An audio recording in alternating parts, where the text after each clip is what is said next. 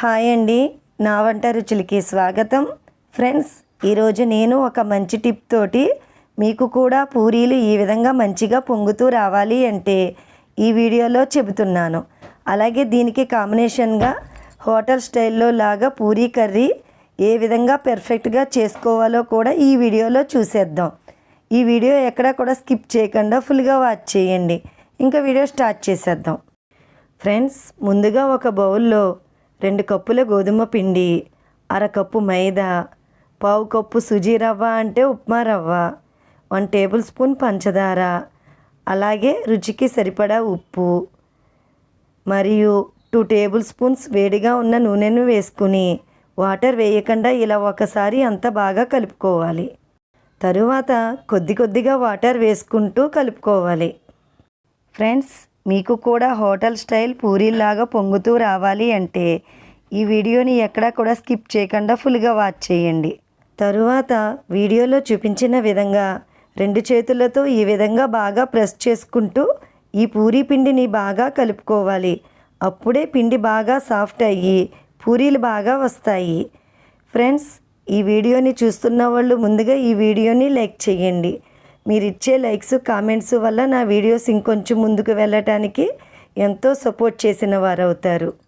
ఈ పిండి ముద్దని బాగా కలుపుకున్న తరువాత ఒక క్లాత్ పరుచుకొని ఇలా 1 గంట పాటు ఉంచుకోవాలి. 1 గంట తరువాత కప్పి ఉంచుకున్న క్లాత్ని తీసుకోవాలి. చూసారా ఫ్రెండ్స్, మరి ఈ పూరీ పిండి ఎంత సాఫ్ట్ అయ్యిందో.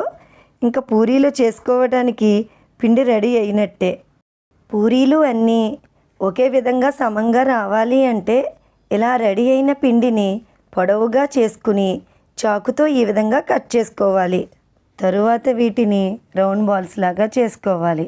ఫ్రెండ్స్, దీనిలో వేసుకున్న సుజీ రవ్వ, పంచదార ఏవైతే ఉన్నాయో అవి పూరీ మంచి క్రిస్పీనెస్ రావటానికి మరియు పూరీ మంచిగా పొంగటానికి బాగా హెల్ప్ చేస్తాయి. ఈ విధంగా మొత్తం అన్నిటినీ రౌండ్ బాల్స్ లాగా చేసుకోవాలి. వీటిని చేత్తో ఈ విధంగా ఒత్తుకొని తరువాత వీటిని ఆయిల్లో లైట్గా డిప్ చేసుకోవాలి, లేదా పొడిపిండి కూడా చల్లుకోవచ్చు. తరువాత ఈ పూరీలను వీడియోలో చూపించిన విధంగా ఎక్కువగా ప్రెస్ చేయకుండా ఈవెన్గా బాగా రౌండ్గా ఒత్తుకోవాలి. ఒకవేళ ఎక్కువగా ప్రెస్ చేసినట్లయితే పూరీలు పొంగకుండా అప్పడాలలాగా వస్తాయి. ఒకవేళ రౌండ్ షేప్లో ఒత్తటం రానివారు ఒకసారి స్ప్రెడ్ చేసుకున్న తరువాత రౌండ్ షేప్లో ఉన్న మూతను తీసుకుని కట్ చేసుకోవచ్చు. కాబట్టి ఫ్రెండ్స్, మరి ఈ పూరీని మరీ దళసరిగా మరీ పలుచగా కాకుండా మధ్యంగా చేసుకోవాలి. తరువాత స్టవ్ ఆన్ చేసుకుని ప్యాన్ పెట్టుకుని డీప్ ఫ్రైకి సరిపడా ఆయిల్ వేసుకోవాలి. ముందుగా మంటని హై ఫ్లేమ్లో పెట్టుకుని నూనె బాగా కాగిన తరువాత మీడియం ఫ్లేమ్లో పెట్టుకుని మాత్రమే ఈ పూరీలను వేపుకోవాలి. ఇప్పుడు రెండవ వైపు టర్న్ చేసుకుని మంచిగా పొంగుతూ కొంచెం కలర్ వచ్చే వరకు వేగనివ్వాలి. మరి చూసారా ఫ్రెండ్స్, పూరీలు ఎంత మంచిగా పొంగుతూ వచ్చాయో. ఈ విధంగా వేగిన తరువాత ఒక ప్లేట్లోకి తీసుకోవాలి. పూరీని ఆయిల్లోకి ఇలా మునిగే విధంగా వేసి తరువాత పూరీని ఆయిల్లో డిప్ చేస్తూ చక్కగా వేగనివ్వాలి. లేదా పూరీని ఆయిల్లో వేసిన తరువాత గరిటెతో ఆయిల్ని ఈ విధంగా పూరీ వైపు తోస్తూ ఉండాలి. ఇలా పూరీ పైకి ఆయిల్ని వేసినప్పుడు పూరీ చక్కగా పొంగుతుంది. రెండవ వైపు తిప్పుకుని 2 వైపులా కూడా బాగా వేగిన తరువాత ఒక ప్లేట్లోకి తీసుకోవాలి. ఇదే విధంగా మిగిలిన అన్ని పూరీలను సేమ్ ప్రాసెస్లో వేయించుకోవాలి. మళ్ళీ ఇంకొకసారి స్టవ్ ఆన్ చేసుకుని ప్యాన్ పెట్టుకోవాలి. ప్యాన్ కొద్దిగా వేడెక్కిన తరువాత 1/2 గ్లాసు నూనెను వేసుకోవాలి. ఆయిల్ లైట్గా హీట్ అయిన తరువాత ఒక చిన్న టీ స్పూన్తో 2 టీ స్పూన్ల ఆవాలు వేసుకుని ఆవాలు చిటపట అని వేగే వరకు వేపుకోవాలి. తరువాత 2 స్పూన్స్ పచ్చిశనగపప్పు, 1 స్పూన్ మినపప్పుని వేసుకుని వేగనివ్వాలి. 1.5 టీ స్పూన్ జీలకర్రను కూడా వేసుకోవాలి. ఇవి కొద్దిగా వేగిన తరువాత 2 ఎండుమిర్చి ముక్కలు, రౌండ్గా కట్ చేసుకున్న పచ్చిమిర్చి 4, 3 అంగుళాల అల్లం ముక్కను చెక్కు తీసుకుని చిన్నగా కట్ చేసుకుని వేసుకోవాలి. ఇప్పుడు వీటిని కూడా లో ఫ్లేమ్లో వేపుకోవాలి. ఈ తాలింపు గింజలు వేగిన తరువాత కొద్దిగా కరివేపాకును కూడా వేసుకోవాలి.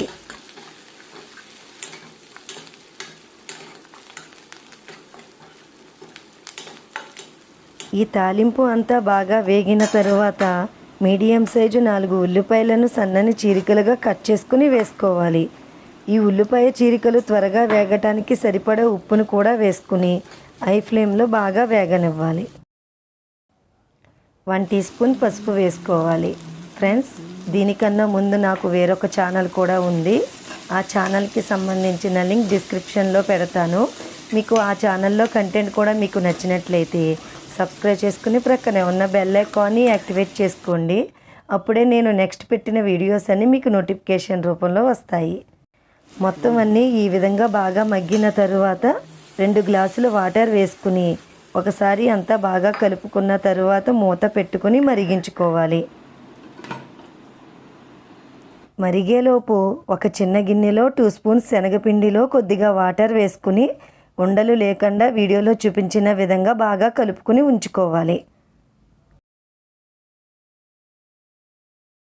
ఈ విధంగా మరుగుతున్నప్పుడు సాల్ట్ సరిపోయిందో లేదో చూసుకోవాలి. నాకైతే పర్ఫెక్ట్గా సరిపోయింది. తరువాత కలిపి ఉంచుకున్న శనగపిండి మిశ్రమాన్ని వేసుకుని బాగా కలుపుకోవాలి. తరువాత ప్రెషర్ కుక్కర్లో మీడియం సైజు 2 బంగాళాదుంపలను ఇలా సగానికి కట్ చేసుకుని 1 గ్లాసు వాటర్లో 6 విజిల్స్ వచ్చే వరకు ఉడికించుకోవాలి. కుక్కర్ స్టీమ్ పోయిన తరువాత ఈ విధంగా తొక్క ఒలుచుకుని తరువాత స్మాష్ చేసుకుని వేసుకుని మరొకసారి బాగా కలుపుకోవాలి.